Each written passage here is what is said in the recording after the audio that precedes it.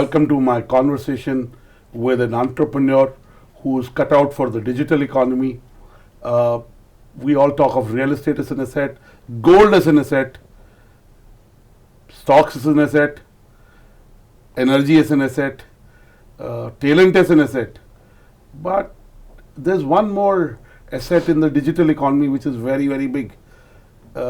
Everything is linked to the domain name in the digital economy. If you have the right domain name, you get better business. People flock to the domain name easily. If it's a shorter domain name, if it's a 4-letter domain name, 3-letter domain name. So the domain name business is a huge business. There are huge companies that have been formed on the back of helping the digital economy grow through the domain names service. Today we are talking to a founder of a business who's at the forefront of the digital economy and helping founders build businesses by selecting the right domain names and helping the domain name owner throughout the journey of the business and the domain name. Let me welcome Darpan Munjal, the founder of Atom.com, today to my show. Darpan, welcome. Yeah, Annurag, thanks for having me. Pleasure to be here. Good to see you. Good to see you as well. Darpan's based in Chicago. He is in India because he came to speak at the ICANN conference. So, you know, ICANN is more policy issues, and there is new GLTD names coming up for viewers, simply new domain extensions. Tell us what's happening in the domain world, so to say. Yeah, a lot of things happening. You know, domain is something that people think is like one of those boring things, and I just need a domain for my business, but there is a lot that happens around it. So what's happening now is, you know, the ICANN, I wasn't speaking there, I was just attending the conference, but what's happening is this new round of GTLDs that are coming up. And by GTLDs, what that really means is these newer extensions for domain names. For example, everybody knows .com, you know, that's the most popular extension.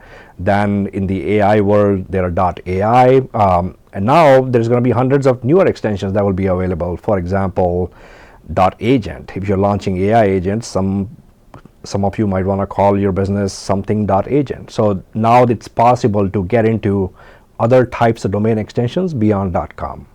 But you know, this thing has happened in the past as well. Traditionally, .com has continued to be the most popular, most desired, most trusted extension just because of so many businesses that use it. Sure. So the domino effect also in the domain name business matters. So the more people use .agent, and it becomes, say, so to say, popular or the norm. So tell me, how is India positioned or geared up for this new GLTD extensions that are coming up? How are the Indian business owners, entrepreneurs, you know, preparing for it? I think India is a massive economy, obviously. There are a lot of startups, and one thing that we are seeing that's different now is more and more companies in India are now looking to launch global brands, right? Earlier, it used to be they are launching a business. Many of those businesses are maybe marketplaces or businesses that are unique to India as a specific geography, but a lot of these businesses now that are launching are global.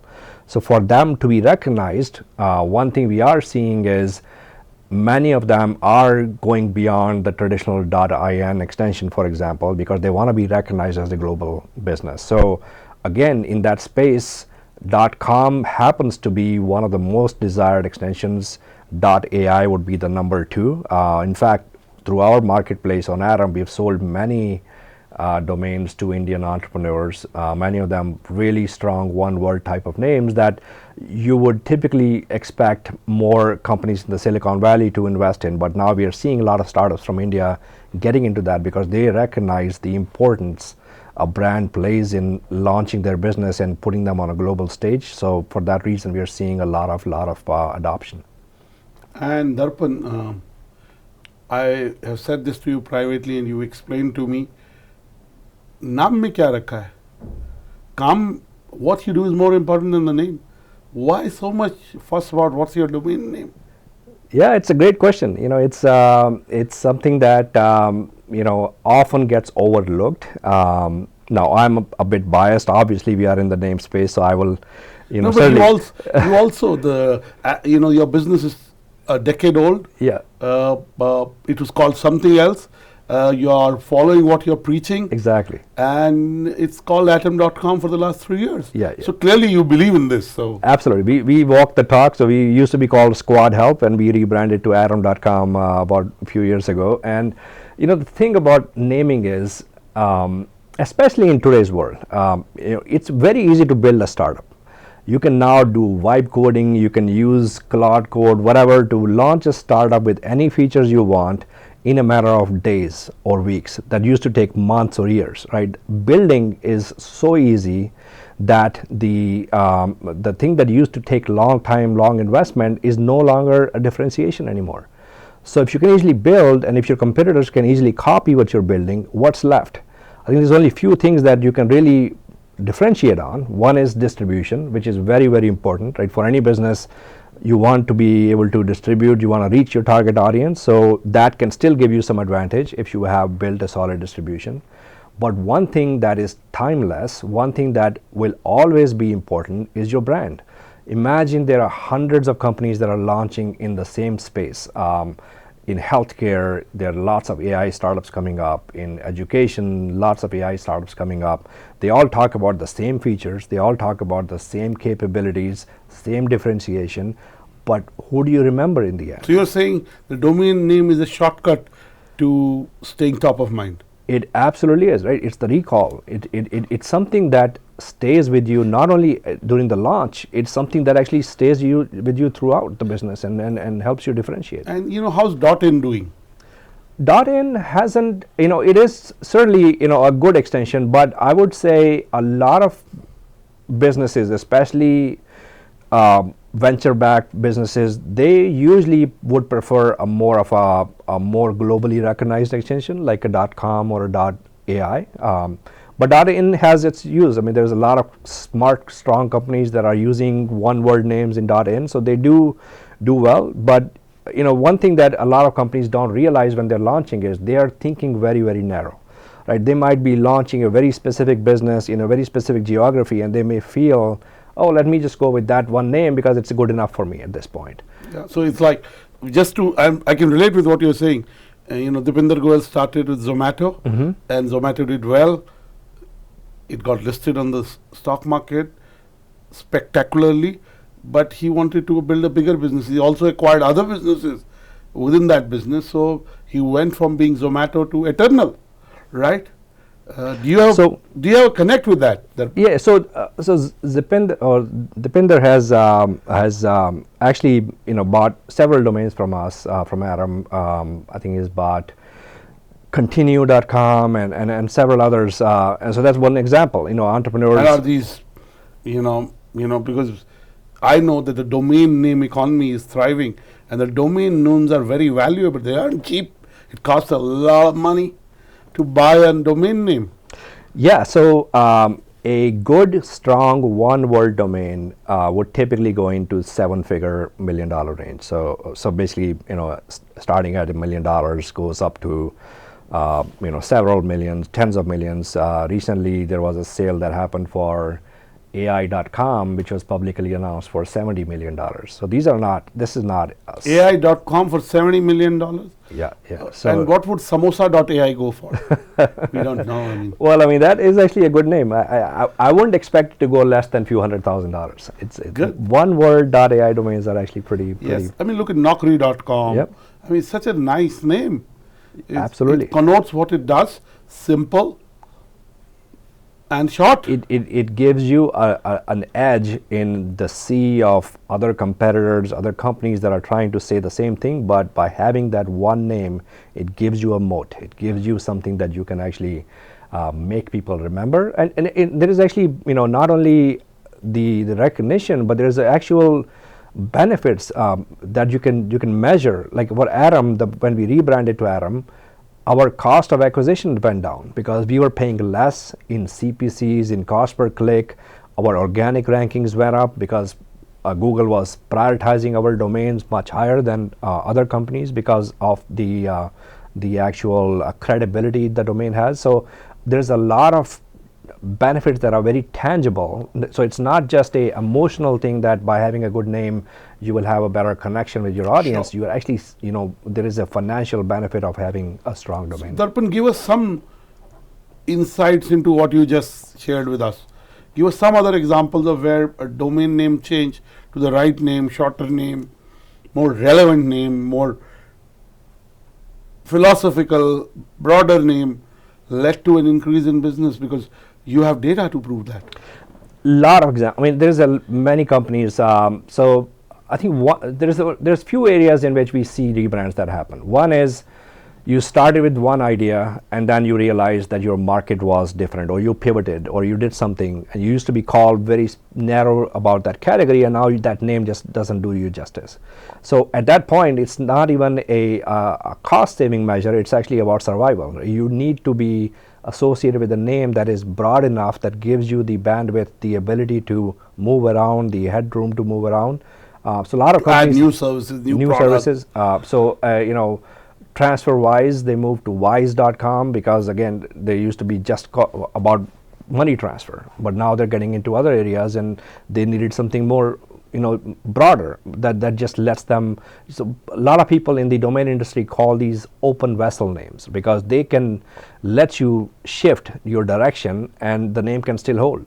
For Atom, today we are a naming and a branding platform, but tomorrow we could be an AI first startup that is helping companies launch your brand, and its focus could change. We could pivot, but the atom.com name will still hold value. Sure. It's not the same. It's not the same as if you were called name.com, for example. Then we are all about naming, right? So the name has to be broad enough. It needs to have a metaphor, a story that people can relate to, but it doesn't need to tie you to a very specific. Yeah, we live in the world of narratives, storytelling, very less attention, and too much information. So the brand name and the identity matter. Darpan, you yourself started as Squadhelp, you pivoted to atom.com, and the backstory is that Squadhelp would help new entrepreneurs look for a brand name for whatever product service they were doing. And then you expanded. Tell us what all you do at atom.com. Yeah, so we started Squadhelp as a crowdsourcing platform, and this was actually an accidental startup. I wasn't thinking of launching a real business. This just happened. I just felt it was hard to come up with a name, so I thought it would be good to have a resource that companies could use where they could launch naming competitions. So if I'm launching a business, I could launch a contest on our site and get some smart people to submit ideas, and whoever gives me the best idea, we would pay them a contest award. So that's how it started. And then it was kind of growing organically for first few years. I was actually focusing on some of the other ventures at that time. And then just through word of mouth, we started getting customers like Nestlé, Hilton, Pepsi, Dell. They started using our platform because they found that this notion of engaging with lots and lots of creative people for idea generation, for brainstorming. You are the guy who's taken creative people's jobs on branding. No, we actually crowdsourced it. So these are not people who were actually truly from a branding background. They were people who were just smart. They were just coming up with good ideas from many different backgrounds. Some of them were retired people. Some of them were in finance, for example. Yeah. So you're saying these people were not from a classic branding domain. They were from finance. Yeah. So that's how it started, and basically we started at that point adding more services to our platform. So we started adding things like you could test name ideas. So let's say you have found some really good options. How do you pick the best one? How do you know which of these options? How do you do that? So we have launched a feature, it's called audience testing. So you can actually reach your target demographic, and we can poll them. We can ask them which of these names would be the best name for a new clothing brand that's launching, that's targeting women living in big cities. So we can actually reach that specific target demographics, and we can run these panel tests and give you some very unbiased feedback on these names are testing best with your audience. So therefore, it might make sense to go with that name. And then we started adding services around trademarks. So we could, not only can you find a name, you could actually protect that name by having a trademark. And more recently, we added a domain marketplace, which basically now is one of the largest marketplace marketplaces for brandable domain names. So we have over 2 million domain names that are listed on our platform, where you can now buy and find some really, really strong, amazing domain names for your business. The big challenge most companies face is, if you go to a registrar, you almost need to know a name for you to be able to search to see if it's available or not. But a lot of companies don't have a name in mind, right? If I'm launching a clothing brand, I know I want it to sound cool. I know I want it to be short, but I don't know what to call it. I don't want to call itself, if it's a yoga company, I don't want to call it yogaclothes.com, because that's a very boring, generic type of name. I want a name like Lululemon to show up, right? So we built a lot of tech on the back end to build these connections. So we've invested in AI to help you discover these great domain names, not just based on the keywords, but based on the emotions, based on that storytelling, based on the big idea that could it be a Greek goddess name that would make sense in this context, or could it be these alliterations that would make the name sound more magical? Or I think there's a lot of work we have done behind the scenes to make that whole discovery process as easy as possible.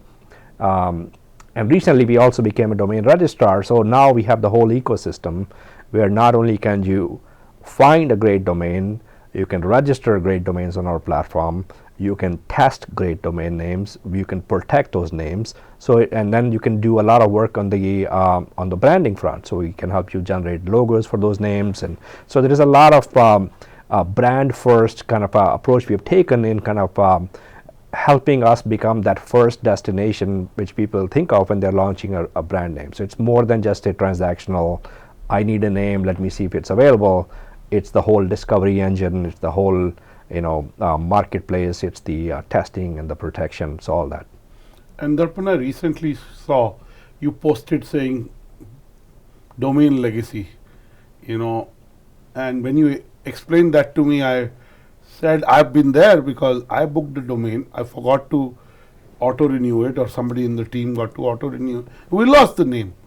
Tell our viewers what have atom.com launched and why is it very important?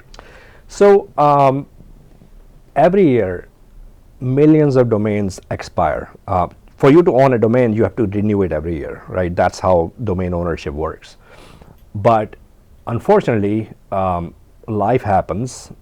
Sometimes you fall sick, sometimes some people may die, for example, and they may be sitting on some really valuable domain names that they just forgot to renew. And it's hundreds of millions of dollars in expired domain auctions that flows through this business, where when the domains expire, the companies, the registrar would simply auction those domains, and they will just keep all the money that comes from the auction. So a lot of people don't look at domain names as assets, but there is a inherent value in most domain names, and that value could be, like we were just talking, it could be in millions of dollars. So you may be sitting on domains that are worth hundreds of thousands of dollars or millions of dollars, and just for that one reason that you forgot to renew it or something happened, you could lose that entire asset. So what are you doing at atom.com to address that? So what we have built is a feature called domain legacy, and what that does is it almost literally does a pulse check. You can set up your preferences, so you can say, tell us your beneficiaries, for example, like in case you are not around, who would be contact to make sure somebody has that continuity layered so that they can help you renew the domains. And then we have set up these pulse checks where every few months we will see, have you logged into Atom or not? If you haven't, we will actually send you an email, hey, is everything okay? And if they still don't respond, then we will reach out to your beneficiary and have them kind of take the ownership. This basically gives them that peace of mind that if something happens, somebody else can continue to renew that domain name for them, and hopefully at some point they can sell the domain or do something with it. But it's just like real estate. If you're sitting on a piece of property that you own, you don't want that property to just suddenly disappear just because you forgot to click a button to renew that. So it's how's been the response to this feature? It's great. I mean, we the registrar is fairly new, and this is one of the features that is one of the reasons why a lot of people are moving their names to our platform, because again, it's that peace of mind. It's a very simple mechanism, but it gives them that ability to make sure that their names are protected. So we are seeing. And you're a pioneer in this? We are the first platform that offers this, something like this, because just to be honest, there is a lot of money that you can make by not having this feature, because you could simply auction off those domain names and you could keep all that money. So by having this feature, you're actually kind of cutting into your own margins, but at the same time, it creates value. And in the end, if it creates value, over time, we'll find a way to kind of monetize that some other way. Sure. Now, Darpan, you're in India. We're doing this conversation in India. How much business does Atom.com do from India? You talked about that there are names that founders have booked through Atom.com or discovered, whatever word you want.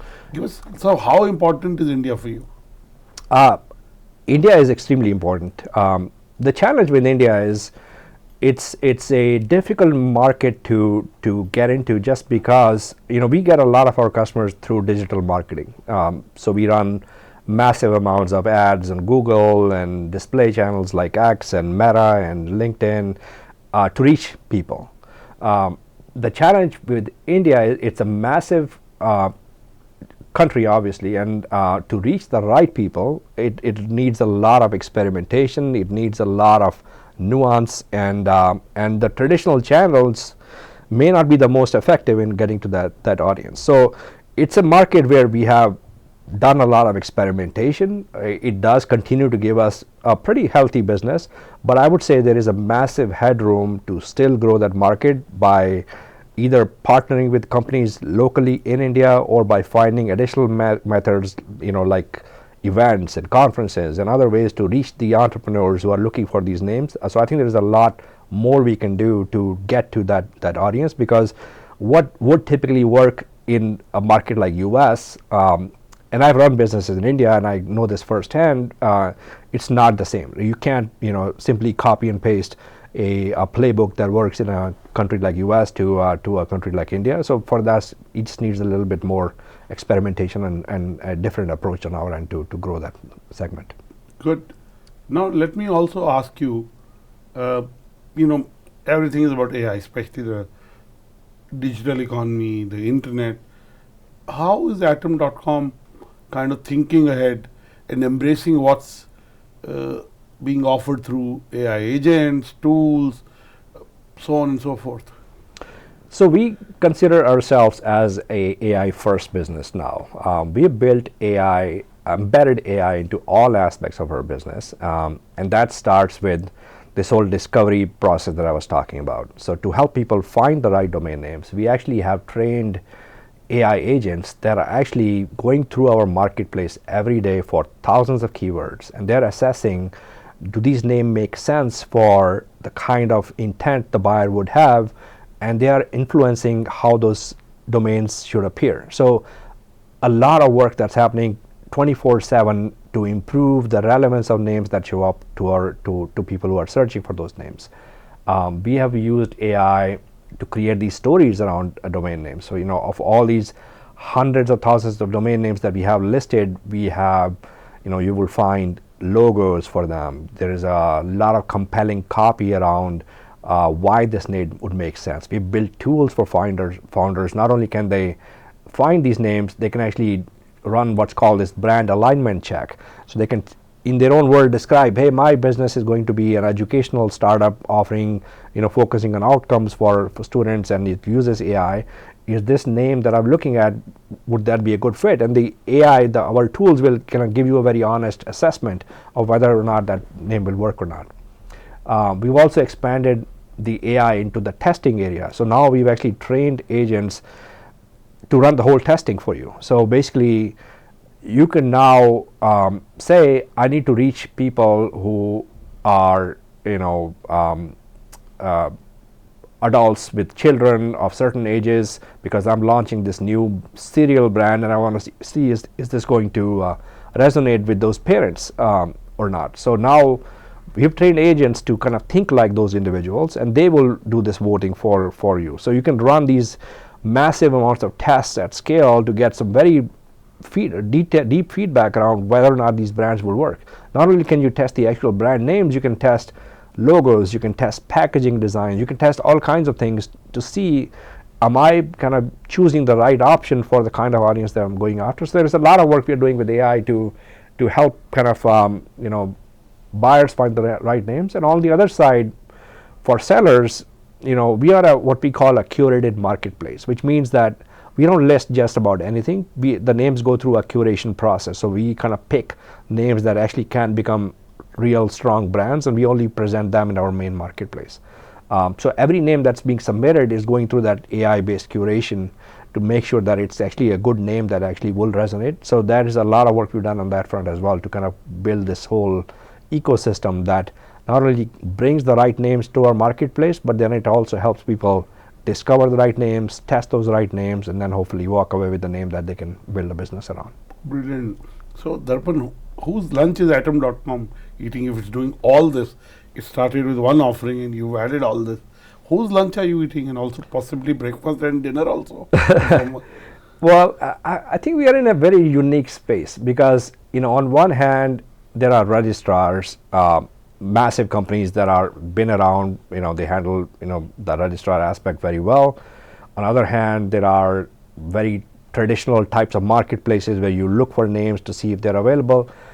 We've kind of carved a very unique kind of space for us, because not only I don't think anybody is handling the discovery aspect as we are, and that's what I would call our main differentiation, but also this whole experience of bringing the brands to life, really helping people see these brands come alive and really see themselves, am I the business that would make sense, like this brand would make sense for me or not. So this whole storytelling aspect, all those things are just very unique to our platform. So I think we are in a very unique position, and we are partnering with many companies. So we have actually recently partnered with Alibaba, for example. They are now sourcing all the domains we have and listing on Alibaba and offering to Chinese market, for example. We've done many such partnerships, and that's the plan for this year, is to keep we growing. should talk about India. But Darpan, since you and me are friends for many, many years, I remember you telling me about social commerce much before it happened, right? You'd written a piece.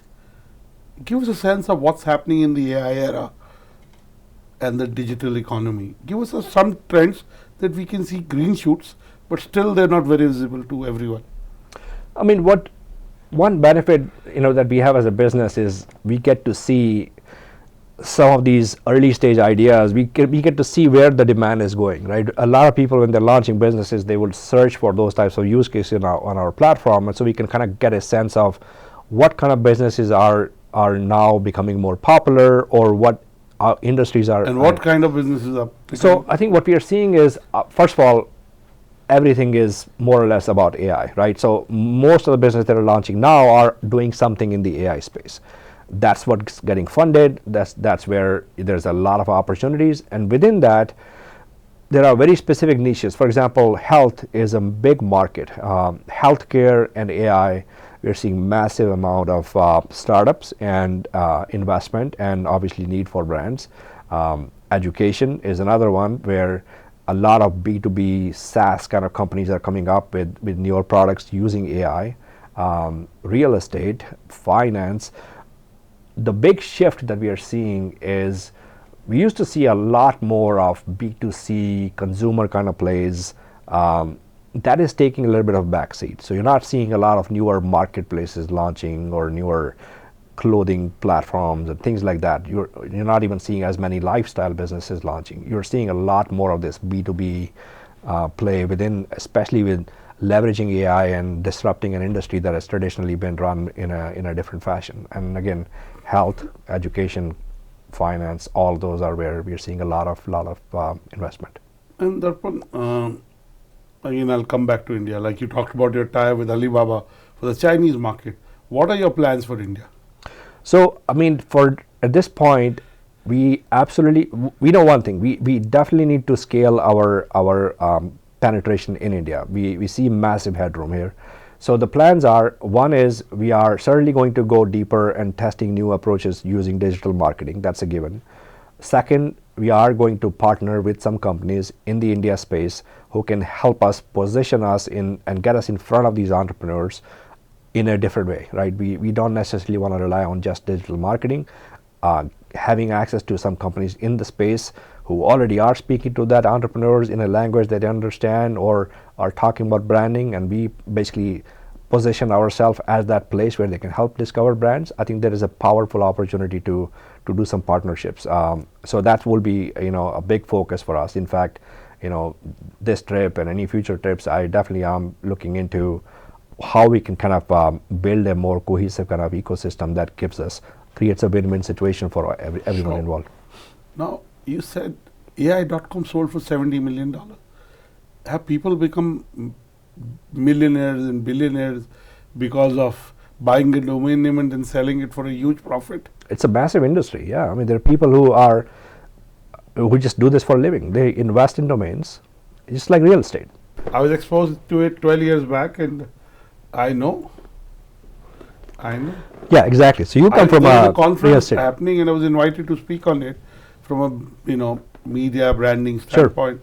Sure. It's a whole new world. I didn't know. Yeah, so usually strong one-word names, like I said, most of them sell in six-figure USD range, many in seven-figure or even eight figures. But even at a lower level, there are a lot of people who buy names for $100 and sell them for $3,000 or $5,000. That happens every day. Brilliant. You've seen both the American internet play and companies that have come up in the last 2 decades. You worked in India with a leading company. You've been an entrepreneur now for 10 plus years. Give us a sense of what are your learnings as an entrepreneur. What works for an entrepreneur? What should budding entrepreneurs do? Yeah, so I think I've had several experiences here, obviously, some with what you would call a failed startup, some are obviously a bit more successful. I think the few things that always hold true for me is you should always be willing to test, iterate, and pivot. A lot of times people get too comfortable with an idea and they get too wedded to an idea. They want to make it successful. I think, and sometimes they spend too much time in making that whole thing too perfect before they even put it out there. I think what I've found a lot of success in is being able to get the idea to the market as rapidly as possible, get feedback, and be willing to fail, be willing to learn, be willing to improve, but never be afraid to just wait. Because if you wait too long, or if you don't accept that idea is not working, sometimes you end up in a place where it's not easy to come back from. And by being able to test, iterate, learn, improve, leverage data, use a more structured, data-driven approach to building a business, it definitely can help take you a lot further than you would otherwise. And obviously there are some of the things that are more, I would say, cliche or more must-haves that any business should have. You need to surround yourself with people who are amazing. I mean, that's having a team that complements you. It's just an area you have to focus on, right? I come from a tech background. I'm very comfortable with tech. I have built a lot of understanding around marketing, but there's still a lot of things that I don't understand or I'm not an expert in. And having a lot of people in our team who are really good at those things, it helps us create a more grounded and more well-balanced kind of business. Even though we are a small company, I think having a smart group of people who are complementing what you do and are challenging you and are also equally willing to take risks and adjust. I think all those things are ingredients that make any business successful. And Darpan, how does one choose a co-founder or not have a co-founder or have a co-founder? Is there a thumb rule or a playbook for that? I would say in general, having a co-founder is helpful.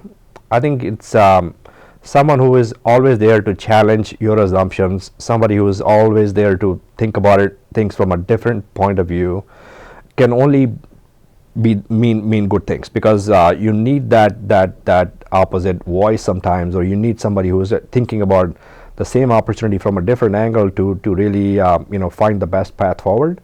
So sometimes I do feel as in case of Adam, I am the solo entrepreneur, the single founder, but I do miss having that sometimes. However, I do have some really smart people. One of them is our head of growth, who I treat him as almost as our co-founder, because somebody who's been with the business since the beginning. And I think it's an important thing to have somebody who's senior enough, who really gets why you're doing something, who is equally passionate about building something that is going to be of value, who's willing to put in the right effort, time, commitment, and is always challenging the assumptions. It always helps. So yes, I would absolutely encourage, if you're launching a new business, to think of having a co-founder that truly complements what you bring to the table. Brilliant. And Darpan, my last question, if I talk to you in a year from now, 3 years from now, what is your vision for Atom.com? I know you have a big plan, especially as the things align. You're AI first, the digital economy is growing, new companies are being launched. Give us some statistics around new companies and businesses being launched. One day you told me, and it was a humongous number. I've forgotten the number, so I'd rather get the right number from you. So I don't think anybody knows the exact number. It's in tens of millions. There's no question. Tens of millions of new companies being launched. What I do know is, in the next decade, I think we will see almost the same, if not more, companies launched than what have launched in the last 50 years. So we are accelerating the number of startups that will be launching significantly by an order of magnitude because of AI. I think there is going to be it's become the barrier to entry in launching a business has now become exceedingly small. So what do we see Atom as? So Atom, just as we know, is the building block right of the universe, and we look at Atom.com as that core building block in the startup ecosystem. Right, we are branding and naming is that first thing companies need, and to me and to many people, brand is the core building block of your business. And what I see ourselves in the next few years is we want to become that first destination that every entrepreneur thinks of when they're thinking of a brand. I think for us, there is still a big opportunity in building awareness of who we are, what we do, what do we bring to the table. We've done a lot of work in that area over the last few years, but I think if there's one or two things that we really need to go deep into is building a massive amount of awareness, so we become that household name that every entrepreneur thinks of when they're launching a business. This is the first destination they need to start with. And Darpan, again, you worked with Kaplan, you worked for Sears, you worked for India Times, you did a e-commerce startup in the fashion space, now you're doing Atom.com. One thing I always wonder, how does one get skills across the various industries? Of course, it's you understand technology really well, so that's the common denominator, and especially the fact everyone's saying that there'll be fewer jobs because of AI in the future. Please address these two, because I'm talking of skill sets and I'm talking of jobs. Yeah, so I mean, I don't know if skill set like learning industry knowledge is as critical. I think what I've found is just being able to ask the right questions and being able to truly understand, is there a better way of doing something that has already been done? You just need to have a foundational understanding, some good problem solving abilities, and being able to really challenge the status quo, and you can thrive in any industry that you get into.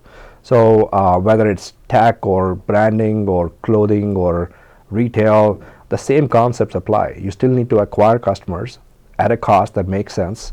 You need to still reach the right level of people. You need to build the right features that differentiate you from others. You need to be able to tell a story about why your business is different. And in a marketplace, you need to balance the needs of both the buyers and the sellers, and make sure that you are delivering a value that everybody sees.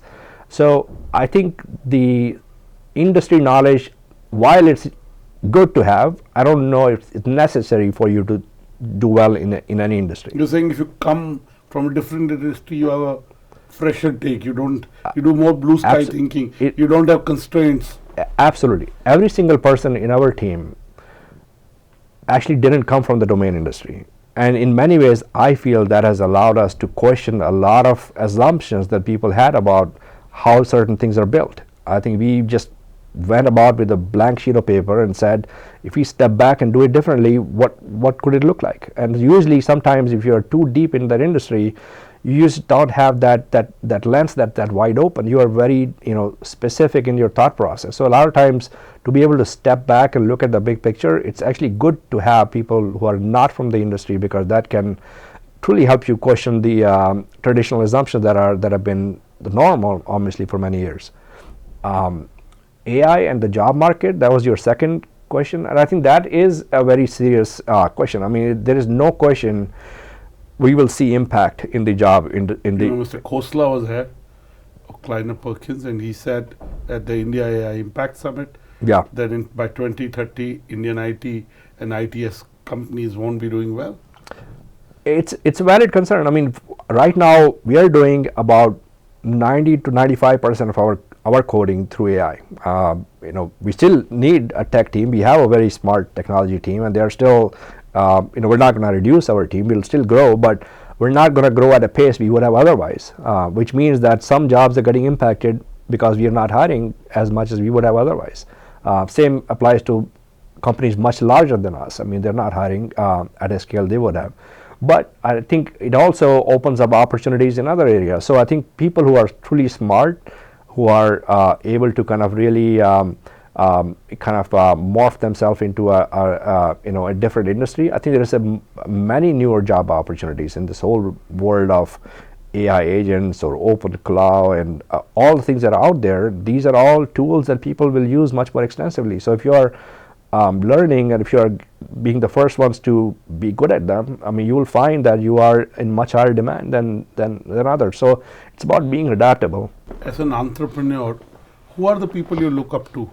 How do you, I mean, the people we idealize, at least parts of people in some cases, there are parts of Elon Musk which are great and parts which are less talked about, right? Similarly, who are the people who have had an influence on you? Either you worked with them, or you met them, or you collaborated with them. Give us a sense of how do you get to kind of refuel yourself?